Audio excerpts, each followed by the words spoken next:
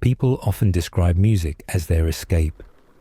I feel it is the one constant in this world that will never stop spinning. Some artists can make me feel that every note and every chord has been stitched to my soul, that it was written specifically for me to hear, and me alone, to remind me that I'm not lost in all the noise. I've always felt this way, whether it was the warmth of a vinyl record crackling throughout my childhood, or the way a melody could pull me back from the edge when it seems that no other thing could nonetheless, in the same magnitude. Music isn't something I listen to. It's a rhythm to which I've shaped my entire life. The way I breathe, think, the way I process every fleeting emotion. Hell, I often catch myself coughing to the beat of what I'm hearing, without even trying to. The world outside could be literally falling apart, but with the right melody, I could find myself in a quiet and peaceful place. I'm 22 now, but I remember the day I unwrapped that iPod Classic that my now late father, the only man to love music more than myself, gifted me for my 8th birthday. It was like holding a piece of black magic in my hands, a portal to endless melodies and memories. Since then, and until now, it's been my faithful companion, filled with every note that has accompanied me through the ups and downs of my teenage years and into adulthood. Most people at my age would probably think it's time for an upgrade, right? Well, I broke down and bought a vinyl record player. I'm not talking about one of those dresser trophies for $80 at Walmart. I bought a real deal, vintage Marantz 6200 automatic, a real gem that oozes character and craftsmanship. The seller was clearly a dedicated collector, his passion evident in the way he spoke of it. This player had been cared for as lovingly as my father maintained his old truck. Every inch of it pristine, as if it had just rolled off the assembly line yesterday. When he finally played a record for me, the sound was nothing short of breathtaking, rich and warm, like each note was alive, wrapping around me in a comforting, warm embrace. Not shortly after, I shoved the $700 he was asking for into his face and ran off with my new toy. Tucked away in my attic was a dusty box filled with my dad's cherished vinyl collection I had to listen to. While I admired his eclectic taste, after a couple of weeks, those 12 records no longer hit that spot. They felt like best friends who had somehow overstayed their welcome. Desperate for something new, I remembered the older record shop, an absolute gem known for its diverse selection, just down the road from my house. Payday hit, and I needed to hear something new to reignite my passion for music, or inspire me in some other way. I needed to feel again. The walk there was normal, sun hanging high, the sound of children laughing and playing drifted from nearby yards, blending with the distant hum of traffic. Each step felt like a small ritual, building anticipation. I almost couldn't contain my excitement to get there. I caught view of the store. Its peeling paint and inviting window display felt like a portal to where music reigned supreme. The moment I stepped inside, the world outside turned into the same distant traffic hum from the walk, replaced by a symphony of sound that welcomed me like the best friend I previously felt had over-welcomed their stay. The dim lighting cast a warm glow, illuminating shelves lined with records that seemed to stretch infinitely toward the ceiling. Each vinyl was a treasure encased in color that evoked nostalgia and curiosity. The air was heavy, with a scent of aged paper mixed with wood polish. It felt I'd stepped into a forgotten time, where the digital age had yet to penetrate the sanctity of music. A soft crackle of a turntable spun in the background, with the Rolling Stones' Gimme Shelter slightly overpowering the crackle. Everything felt intimate, inviting, and slightly surreal at the same time. The wooden floorboards cracking as I stepped over them, adding to the sense of history that had already enveloped me by then. Vintage posters adorned the walls, showcasing legendary artists from eras long past. It felt as though Marvin Gaye's eyes followed me as I moved, but honestly, there were so many emotions running through me, I wouldn't doubt some euphoric effect took hold. A plush, worn-out couch sat in one corner, inviting visitors to sink in and lose themselves in the sounds of yesteryear. In the farthest corner, a small table held a collection of curiosities. I walked in through my kitchen entrance, tossed my keys on the counter, and ever so carefully set the record on the peninsula 3 feet adjacent. I was still afraid it'd shatter if I didn't baby it.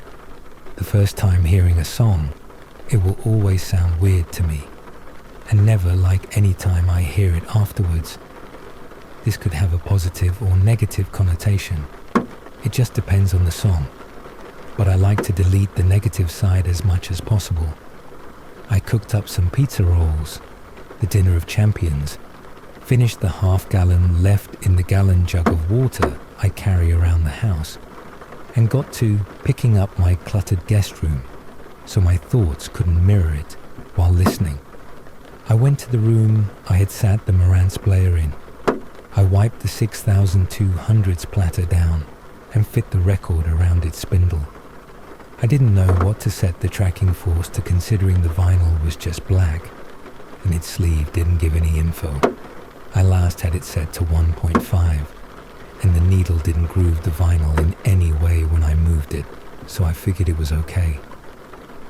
The anti-skate, however, I could set by feel.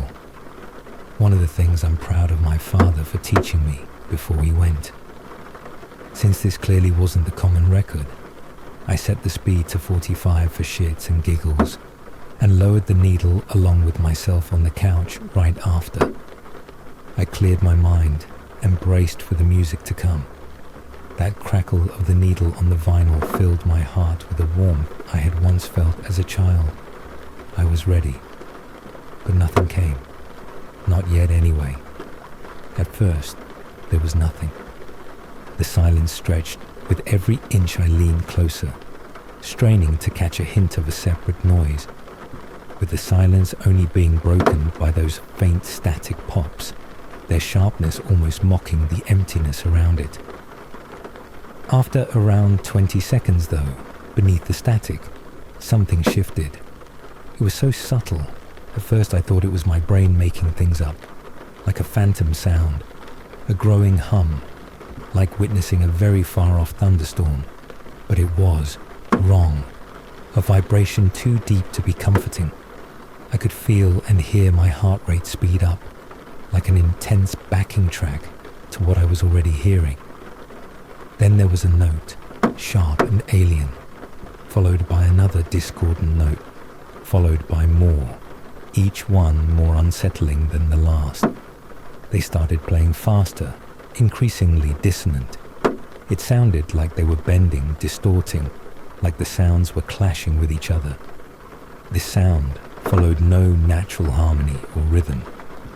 Instead of fading, the notes began to deepen. They were becoming more full, rich, oppressive. It felt so off to listen to, but I couldn't comprehend it, nor feel the need to stop what I was doing. Then it hit. The most deep, guttural growl erupted from not the record or the player, but within the air around me. It wasn't just a sound. It was a force. A deep, bass-laden rumble that swam through the floorboards. I swore I could feel the foundation beneath me shaking, and my vision getting blurry from the vibrations. The air seemed to pulse, and it took my breath away. Although before I could have time to process everything that happened, there was a bang, a gunshot. I to this day can't correctly compare the pure force of the sound to anything earthly. I would have believed you if you told me someone ran a fully loaded semi through my living room. It made the following silence nearly as loud, It knocked me back. I remember jumping so hard I thought I actually died right then and there. After recovering from the echoes, with my ears still ringing, instinct urged me to investigate. I looked around myself and slowly walked towards the door once I realized I was alive and here. I first looked at the living room glass door. Did someone crash into my house? I ran to the front door, but stopped once I got the door handle. My hands were shaking, trying to gain hold of any tangible thought, but my pulse within the silence drowned out any rational thought, leaving my fear to roar throughout my head. I could feel cool sweat on my palms, so I wiped them on my jeans. The door was inches in front of me, but I was scared that when I opened the door, I would see nothing but abyss. I swung the door open. The cool night air rushed in, carrying with it the faint scent of damp earth and distant rain, with the silence of the night amplifying every rustle of leaves and murmur. Yet the street lay empty. I looked around my porch. It felt like a fragile barrier between safety and the unknown. I squinted into the darkness, trying to pierce the inky blackness of the corners where the light dared not reach. Everything appeared as it should. My potted plant stood quietly. The old welcome mat lay flat at the foot of the door, undisturbed. Even the small, forgotten newspaper sat folded at the edge of the steps, half damp from dew, but exactly where it had landed the day before. Just as my nerves began to settle, a sudden flash of headlights broke through the stillness, illuminating the street. A car sped past, the engine roaring like a beast unleashed. The bright lights danced across my porch, momentarily revealing shadows that felt alive, swirling with a life of their own. I slammed the door shut, embarrassed that the driver I rationally knew I would never see in my life again had seen me frightened and would judge me, this grown man retreating from nothing. My heart was still pounding. The adrenaline hadn't budged. The silence inside the house was more than loud now. It was wrong. It was too heavy. What if that didn't come from outside? I stood by the kitchen counter, staring at the door for at least an eternity, trying to convince myself that was okay. And so was I. But I couldn't. My eyes drifted to the hallway, back to the door, and back to the hallway over and over. And every time it seemed the shadows got deeper than they had been before my eyes left them. Once I got the courage to start walking, every creak of the floor beneath my feet sounded like it had an amplifier behind it at max gain.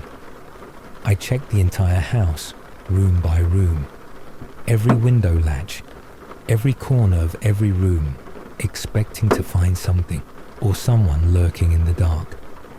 But there was nothing, no one but me. I locked every door and window in the house, ran up to my bedroom, locked my door, and turned on my light in the same movement. I sat on the edge of my bed, my heart still beating too fast, my mind replaying that bang over and over again at the same speed, trying to rationalize it, trying to make sense of why it sounded so close, so yet so far, so unnatural. I flicked on the TV, needing noise, something to drown out the silence.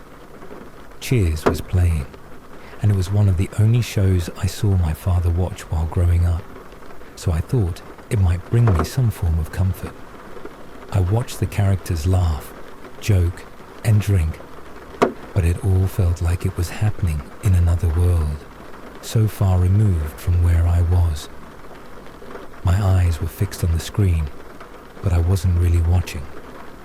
One scene had me distracted for a moment, until there was a close-up of Sam, standing behind the bar, the laughter around him growing distant as he stared ahead, lost in thought.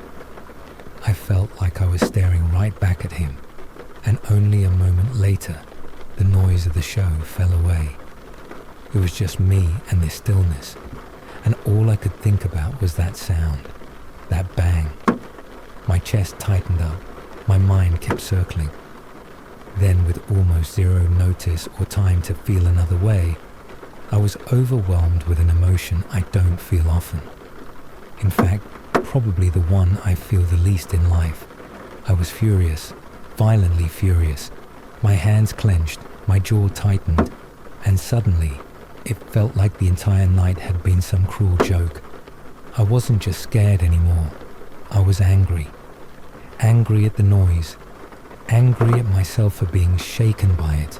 And angry at the oppressive silence that followed, as if the world was mocking me for even trying to find a spark in something I'm so passionate about. The lifelong connection I feared I was losing the love for. My heart pounded harder, my chest rising and falling in quick, shallow breaths. The stillness of the house, the hum of the TV, even the light from the screen, all of it felt suffocating, like it was closing in on me. Every unanswered question was another weight on my chest, and with every second that passed, I could feel the fury boiling hotter, rising until I thought I might snap. I looked at myself in my mirror in front of my bed, and without thinking, I lunged and kicked it in as hard as I could. Glass flew everywhere like confetti, but I didn't even flinch. I looked around on the floor for biggest shard that came from my tantrum, picked up the one I felt satisfied with the grip of, and watched the sharper edge glinting in the bedroom light. I couldn't help myself. I pressed it into my forearm, just enough to draw blood, a crimson line appearing like a scarlet ribbon unfurling against my skin. It stung, but the pain released everything.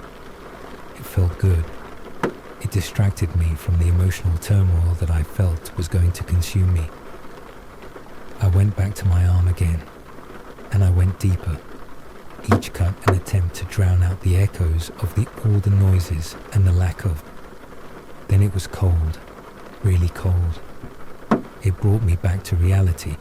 I saw the blood all over my arm, the pooling on the carpet, the continuous dripping on the wall in front of me.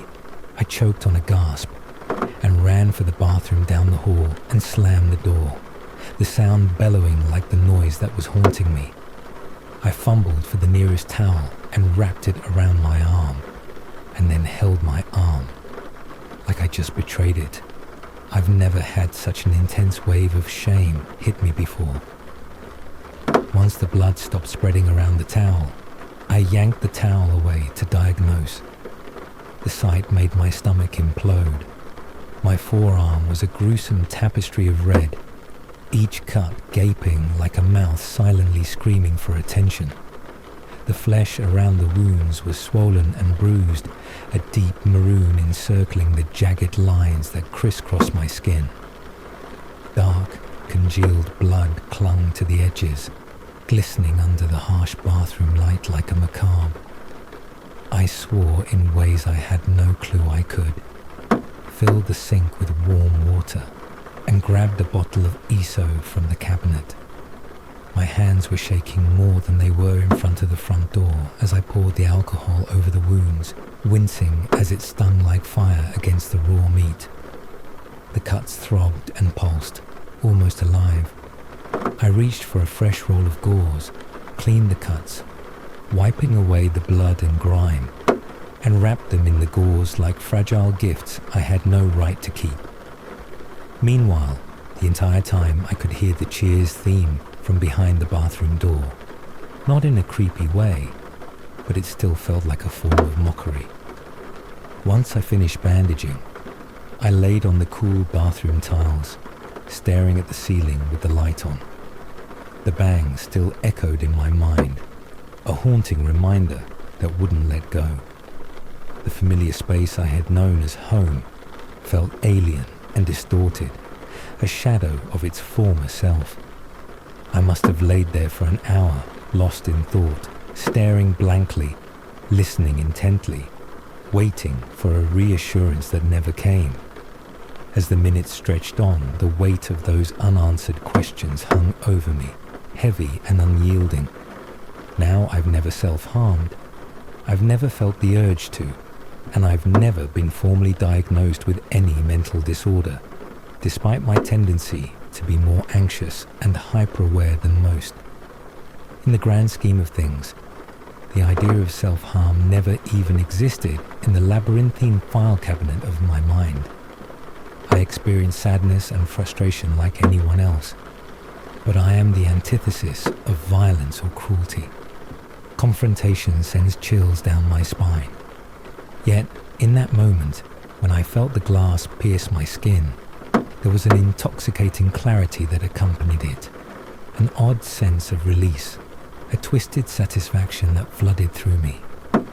The recovery was terrible, and I was left grappling with the reality of what I had done. Blood stained the carpet, drowning the broken mirror's glass, removing its shimmer. A stark reminder of my momentary lapse. And as I stared at the mess I had created, the heaviness of my actions began to sink in. I feared the physical recovery as much as the emotional dread that had driven me to that point. I'm not sure if this scared me more, or today's events. Once I came to, as much as one could in this scenario, and I couldn't see anything leaking from my clearly terrible put-together bandaging job. My bed and blanket sounded really nice. I stumbled down the hallway to sit on the edge of my bed, throwing myself back onto the bed and throwing my blanket over my top half with my bandaged arm raised. I stared at the ceiling with the light still on for a while. The sound of the bang still echoed in my mind, and I couldn't stop thinking about it. How it felt like it had torn through more than just the air, like it had ripped something apart in me, leaving the space I knew as home, feeling foreign, distorted. I must have laid there for hours, staring, listening, waiting, although these thoughts were nowhere near as intense as before. The minutes stretched, and eventually, exhaustion crept in, weighing down my limbs, but I couldn't turn off the light. I couldn't shake the feeling that something, somewhere, was still wrong. Even sleep, when it finally came, was restless. I woke up every couple of hours, jolting up, straining to listen for that sound again. But the house remained still, uncomfortably still. When morning came, it was a quiet, pale light creeping through the blinds, casting long shadows on the floor. The alarm didn't wake me. I was already half awake, hovering in that space between sleep and reality. I swung my legs off the bed, wincing as my feet touched the cold floor. The dull throb in my arm reminded me of the night before. I peeled off the bandage, stiff and crusted with dried blood, the edges cracking as I pulled. The skin beneath was a chaotic mess of angry red lines, jagged and swollen.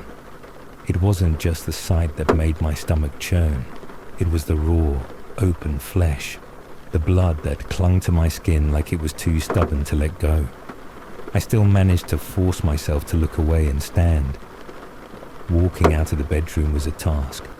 My creaking floorboards didn't ease me at all. The house wasn't suffocating me in silence like it had been the night before, but the normal quiet wasn't comforting either. Although, that didn't stop my heart from pounding with what felt like the heaviest steps ever.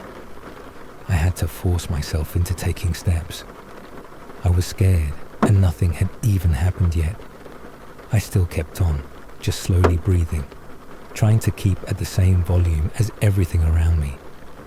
The hallway walls seemed narrow around me. It made my skin prickle. By the time I reached the kitchen, I was shaking so much I had to re-aim my grab after missing the trim the first time. It took me forever to actually get around the corner. Almost a comedic amount of time. If something was after me, I was basically inviting it to take me. All I could find in my kitchen, though, was the normal, silent, weak morning light, streaming in through the sliding door onto the peninsula. I've never had such a deep sigh of relief. Maybe because I was basically suffocating myself trying to be quiet throughout the house. The kitchen felt like a sanctuary of stillness, the weak morning light spilling across the counter, quiet and undisturbed. I stood there for a while, letting my breath catch up to the moment, my body still trembling from the effort of just getting out of my room. The relief of being surrounded by something normal, something safe, was short-lived though. The throb in my arm was back, or my adrenaline had left. The more I thought about it, the more unreal last night felt, like a living nightmare that I couldn't comprehend, and for some reason my coping mechanism was violence. I moved through the house, touching the walls, the furniture, the windows, trying to ground myself. Everything was normal, I know it was, but something in this house was off, and it was draining. It's basically all I've thought about. By midday, everything gnawed at me to the point where I felt the need to reach out. I mean, considering last night, I'm not sure I could trust myself. It wasn't only that I just need to hear another organic noise throughout the walls that wasn't coming from me. I needed someone to anchor me. Jonah is the one friend I still had in my 20s. We did basically everything from middle school till the end of high school, together. No event or emotion stopped it. We both just grew up, got jobs, had things to do, life. We still talk, just not as often. However, I knew that he was the only person that would probably care, and the only person I cared that knew this was happening, even after I show him my arm and explain. I knew he wouldn't judge me, and would feed off of my concerns. Seeing the positive end of it, he'd probably want nothing but to help. I grabbed my phone and scrolled through the contacts, staring at his contact for a moment with my thumb shaking over the screen before calling him. As the dial tone hummed in my ear, I wondered if I was really going to tell him what was going on. Maybe I'd just talk about the record and my arm. Maybe we could listen to it together if it happened again. Sure, I might freak out again, but then I'd know I wasn't insane. Maybe that would be enough to push away the uncertainty gnawing at me, or grow it. Did I even know what I wanted out of this? Yo man, what's up? His voice derailing my unwanted train of thought. His voice was casual, easy, like everything was fine. It felt like a lifeline, but it was a reminder of how out of sync everything felt on my end. Hey man, not much. I sat for a second, trying to think of how to explain myself without sounding loony. Listen, I know it's random, but I was thinking, maybe you could come over. I'm feeling a little weird at the moment, and some company sounded great. I, got a new record and player if you're down to give her a whirl. I tried to sound as normal as possible, but my voice felt shaky in my chest. He laughed a bit. All right, buddy. I'll buy it. What kind of record are we talking here? Something rare? I paused, the memory of last night flickering in the back of my mind. Yeah, something like that. It's just old, you know. Either way, you should come by. It's been a minute, and I got a lot on my mind. It would be nice to talk. Sure, man. I actually got out early today. Didn't really know what to do with myself, so this is better. You good though? You sound a little off. I swallowed hard, my grip tightening on the phone. Yeah, I'm alright. Been a long day, and I had a long night. I'll see you when you get here. Yes sir, see you in a bit. I hung up and dropped the phone on the counter, staring blankly ahead. Maybe hearing the record would settle things again. Maybe things would get worse. Maybe it's just a record, and something underlying is going on. Maybe this has nothing to do with the record. Minutes felt like hours as I waited for him to show up. I kept checking the clock, the door, then the record. My arm ached with every second, but I couldn't focus on that. All I could think about was what would happen when I played the record again. Finally, the doorbell rang, snapping me out of my spiraling thoughts. I felt my heart leap into my throat as I walked over to the door, taking a deep breath before opening it. "Aye, man," he said with a smile, stepping inside without waiting for an invitation. His presence filled the space immediately, a solid anchor in the strange tide that had been pulling me under since last night. He glanced around, then back at me. "You look like hell." I forced a laugh, closing the door behind him, while hiding my arm behind my back. "Yeah, long day." Jonah raised an eyebrow, his eyes lingering a little longer than usual. He didn't press though, he never did. Just a slight nod of understanding. As he kicked off his shoes and made his way toward the living room, it felt like some of the tension in my chest unwound. Jonah always carried himself like he owned the space around him, like nothing rattled him, and it made me feel safer. His familiarity with the place, with me, made everything seem a little less heavy. As I followed him in, I felt the bandage on my arm pull tight. I'd forgotten about it for a moment, but now the dull ache was crawling back up. Jonah was already plopped down on the couch, stretching out like he'd been there 1,000 times before. I guess, to be fair, he probably had at this point. He turned to look at me again, this time with an amount of concern I can't really quantify. "What the hell happened to your arm, dude?" I froze for a split second, my hand instinctively brushing against the gauze. The question hung in the air, casual on the surface, but I could feel the mass behind it. I hadn't figured out how to explain it yet. Hell, I didn't even know if I wanted to.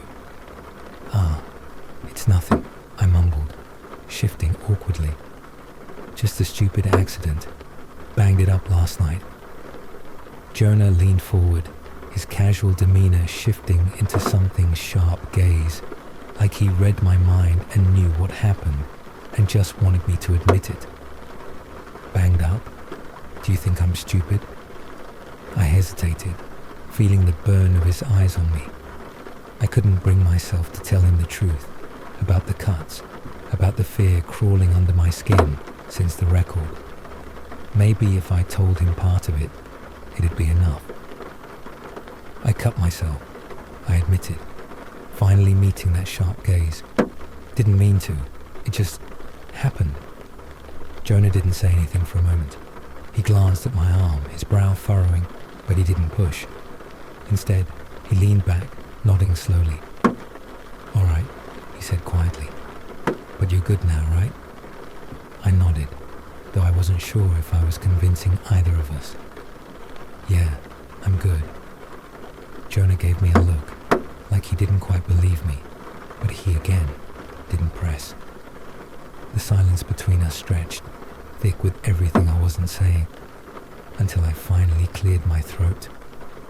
I needed to shake this off, steer things somewhere else, anywhere else. "Anyway," I said, trying to sound more casual than I felt, "I've been dying to show you this record." Jonah's expression softened, curiosity flickering in his eyes. "Oh yeah, you mentioned that. What's the deal? Something special?" I shrugged, keeping my voice even. "Just something I stumbled on. Thought you'd appreciate it." I walked over to the record player, the vinyl resting on the platter I left it in. My fingers hovered over it for a second longer than they should have, but there was a reason. My gut dropped. I never realized the vinyl stopped playing, and the needle was lifted on its own that night. I know I didn't touch it, but Jonah didn't let me think about it. "Old school, huh?" Jonah said, looking at the setup with interest. "You know me. I'm down for anything with a little vintage vibe." I forced a smile, but my hands were shaky as I adjusted the needle. "Yeah, figured you'd like this one." I set the needle in the same place I did last night, and that familiar crackle filled the room. The sound, once so comforting, now felt like nails on glass, scraping the inside of my skull. My chest tightened, and I couldn't help but glance at Jonah, hoping he wouldn't notice the tension. He just sat there in his chair, nodding along to nothing, completely at ease. Then, just beneath the crackling, I caught it, low at first, barely audible, like a breath from deep within the earth. But I definitely heard it, that hum. It made me stop breathing at once, like a spell. It only took a couple seconds within hearing it for it start to twist, turning into something darker, almost alive. It was different than last time. My skin prickled, and I could feel the hairs on the back of my neck stand up. I swallowed hard, willing myself to breathe normally, but it was impossible. My chest was tight, and my fingers trembled as they hovered over the record player, but I didn't dare touch it. Then the sound broke free, exponentially quicker than the last time. A guttural noise, low, rasping, unnatural, and above all else loud. I flinched, my eyes darting to Jonah. He stopped nodding, his body going still. His hand, mid-tap, froze in the air. "You hear that?" I asked, my voice barely above a whisper. He didn't respond at first, just stared at the record player. The casual ease drained from his face. Then slowly, he nodded. "Yeah," he said, his voice uncertain. "What the hell is this?" The growl deepened and amplified, curling through the air like it had weight, like it could reach out and pull us both into nothing with zero hesitation. My heart was pounding now, so loud I could feel it in my throat. The room felt smaller, the walls seemed to close in, the atmosphere so thick I could hardly breathe. But from this point, I knew this wasn't in my head anymore. Jonah heard it too. Then there was silence. Just beyond the flickering shadows cast by the dim light, something shifted outside the guest room. A silhouette formed at the edge of the living room, dark and indistinct, hovering like a mirage. It was as if the light itself was bending around it, creating a void where no light should be. My breath hitched, and I felt my heart race. "Do you see that?" I whispered, almost afraid to say the words aloud. Jonah's gaze snapped toward the shape, his mouth opening slightly, breath caught in his throat. The figure stood there, tall and imposing, a stark contrast against the walls. It had no distinct features, just an outline that seemed to pulse and writhe, as if it were alive, feeding off our fear. "What the hell is that?" Jonah finally managed to say, his voice a tremor. In an instant, panic exploded between us. We turned on our heels, adrenaline surging as we bolted for the kitchen. But before we could even reach the hallway, the silhouette re-emerged at the far end of the kitchen. It loomed there just as shadowy, but this time it seemed to shift in a way that made it unmistakably aware of us, its presence a palpable weight in the air. We skidded to a halt, my heart pounding in my chest as I stared at the figure, breathless. At first glance, it looked like a mere shadow cast by the dim light, but as I squinted, details began to materialize in the darkness. The edges were jagged, almost like fingers reaching out, grasping for something just beyond their reach. A faint glimmer, a flash of what might have been a hollow eye socket, drew me in. It felt like it was studying us, as if it could see every fear and doubt reflected in our expressions. I could almost feel its cold gaze piercing through me, chilling my blood. Before we could analyze further, it coldly reminded us of the least of its potential. It spoke. It only took the one word it spoke. I couldn't get the sound to exit once it had broken through. The way it drew the word out, the way it whispered, but I could feel its frequency reverberate all throughout my head. The way it layered, like the same person talking to me at 10 different times in different speeds and tones. It was melodic, but there was wrongness in its pitch. It made it hard to focus or feel comfortable in any way. I almost mistook it for something beautiful. I almost mistook it for music. Alaric, the C at the end snapped through the air, sharp and final, as if it cut me in half where I stood. The name lingered in the space around me, coiling me, though before I could process it, it moved, not like a shadow slipping away, like it was being pulled or stretched towards the door. Its edges distorted, twisting like molten tar, sliding through the door as if the metal and wood were liquid, bending to its will. Jonah looked at me with his eyes wide and unblinking. He wasn't confused. He wasn't terrified. He was lost. He looked primal, raw, like he knew he shouldn't have been here to witness any of this. He swallowed with an audible brute force, making his next words fall like stones. Did it just say your fucking name?